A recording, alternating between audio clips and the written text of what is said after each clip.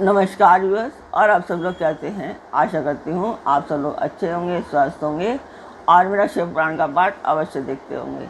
तो सबसे पहले हम जान लेते हैं कि कल तक हमने कहाँ तक पढ़ा था।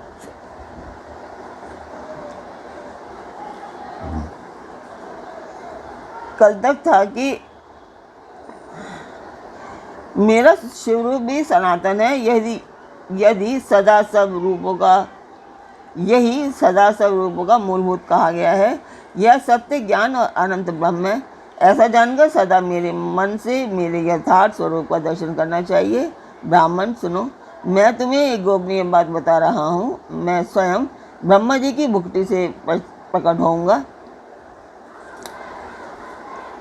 गुणों में भी मेरा प्रकट कहा गया है। जैसा कि लोगों ने कहा है, हर तामस प्रकृति के हैं। वास्तव में उस रूप में अहंकार का वर्णन हुआ है।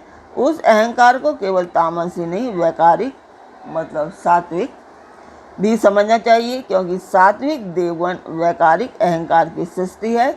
यह तामस और सात्विक आदि भेद केवल नाम मात्र का ही है, वस्तुतः नहीं है। तो कल तक यहाँ तक था। मैं आज आपको एक चीज़ बताना चाहती हूँ कि जो डिस्क्रिप्शन बॉक्स में मैं कुछ अंश शिव पुराण का लिख देती हूँ, तो उससे आपको समझना चाहिए कि इस पाठ के में ये चीज़ें बताई गई हैं और इसके आगे पीछे थोड़ा और होगा। तो उस पाठ को आपको अवश्य देखना चाहिए। और शॉर्ट वीडियोज़ भी मैं डालती हूँ। शॉर्ट वीडियोज़ भी आप देख करके समझना चाहिए कि इसका मुझे पाठ पूरा देखना चाहिए, ताकि उसमें जो जानकारी है वो क्या है जानकारी। और आजकल बहुत अच्छी जानकारी चल रही है शिव जी के बारे में, विष्णु और ब्रह्मा जी के बारे में, कि वो किस तरीके से प्रकट हुए हैं। और तो आप जानेंगे, आप लोगों को बहुत अच्छा लगेगा और शिव पुराण में रुचि भी जागेगी। तो सब लोग बहुत हिंदुत्व की बात करते हैं, मगर हिंदुत्व जानने के लिए करते कुछ नहीं है। तो मैं यही जानना सोच रही हूँ कि आप लोग सब हिंदुत्व की बात करते हैं, मगर अगर शिव पुराण जहाँ तक पढ़ने की या सुनने की बात आती है तो कोई नहीं सुनता है। रामायण सुनने की बात आती है, कोई नहीं सुनता है। पढ़ तो मैं रही हूँ, आप लोगों को तो सिर्फ सुनना ही है, तो सुन सकते हैं। चला करके आप छोड़ दीजिए, कुछ भी काम कर लीजिए, आपको वो आप सुनते रहेंगे। तो आपको सुनना ही है। तो सुनने से थोड़े मन शांत होता है और अच्छा लगता है, और मन में हिंदुत्व की भावना भी जागृत होती है। तो यही है।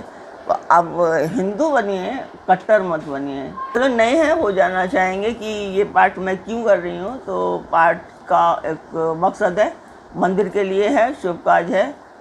तो इसमें भगवान की कृपा भी बनी रहती है और शिव जी की कृपा बनी रहती है।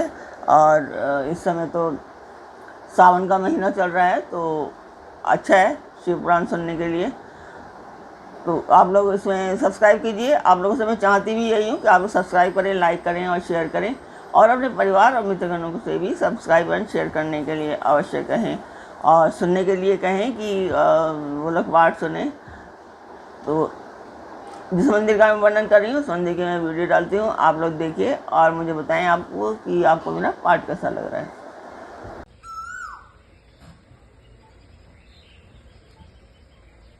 तो मंदिर की वीडियो आपने देखी, आपको मेरा पाठ कैसा लग रहा है, कमेंट बॉक्स में मुझे अवश्य बताएं। तो अब हम चलते हैं आज के पाठ पर। स्वागत करती हूँ मैं आप सभी का अपने इस कार्यक्रम शिव पुराण में। तो आज के पाठ में है कि वास्तव में हर को तामस नहीं कहा जा सकता, ब्राह्मण। इस कारण से तुम्हें ऐसा करना चाहिए, तुम जो इस सृष्टि के निर्माता बनो और श्रीहरि इसका पालन करें, तथा मेरे अंश से प्रकट होने वाले जो रुद्र हैं वे इसका प्रलय करने वाले होंगे। ये जो उमा नाम से विख्यात परमेश्वरी प्रकृति देखी देवी हैं, इन्हीं की शक्तिभूता वाग देवी ब्रह्मा जी का सेवन करेंगी। फिर इन प्राकृति देवी से वहाँ जो दूसरी शक्ति प्रकट होगी, वे लक्ष्मी रूप से भगवान विष्णु का आश्रय लेंगी। तदंतर पुनः काली नाम से जो तीसरी शक्ति प्रकट होगी, वे निश्चय ही मेरे अंशभूत रुद्रदेव को प्राप्त होंगी। वे कार्य की सिद्धि के लिए वहाँ ज्योति रूप में प्रकट होंगी। इस प्रकार मैंने देवी की शुभ स्वरूपा पराशक्तियों का परिचय दिया। उनका कार्य क्रमशः सृष्टि पालन और संहार का संपादन ही है। सुरश्रेष्ठ, ये शक्ति सब मेरी प्रिया प्रकृति देवी की अंशभूता हैं। हरे, तुम लक्ष्मी का सहारा लेकर कार्य करो।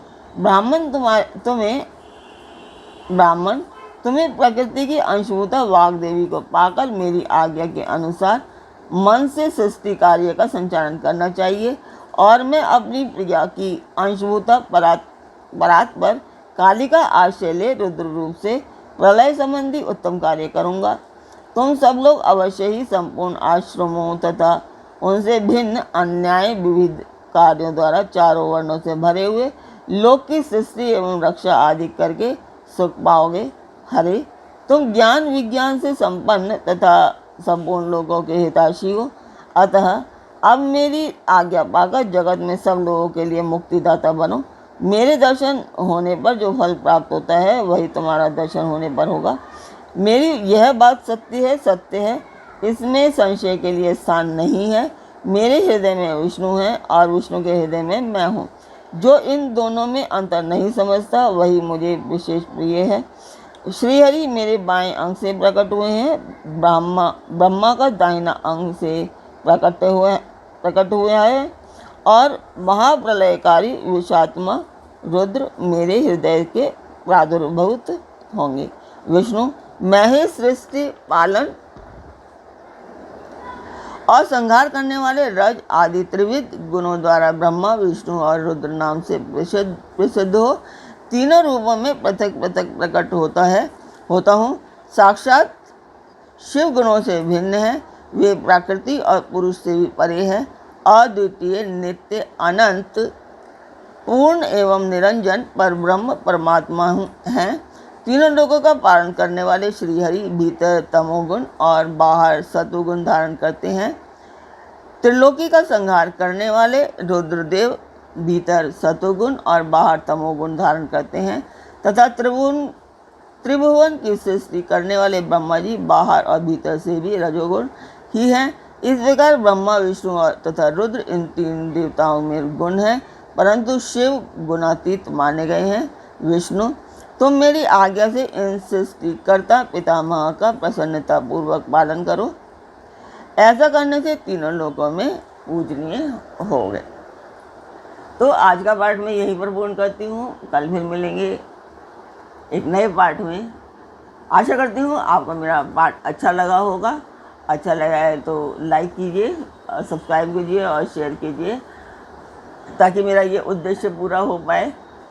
तो कल फिर मिलते हैं एक नए पाठ में, एक नई उमंग, एक नई तरंग के साथ। तब तक के लिए आज्ञा दीजिए। ओम नमः शिवाय।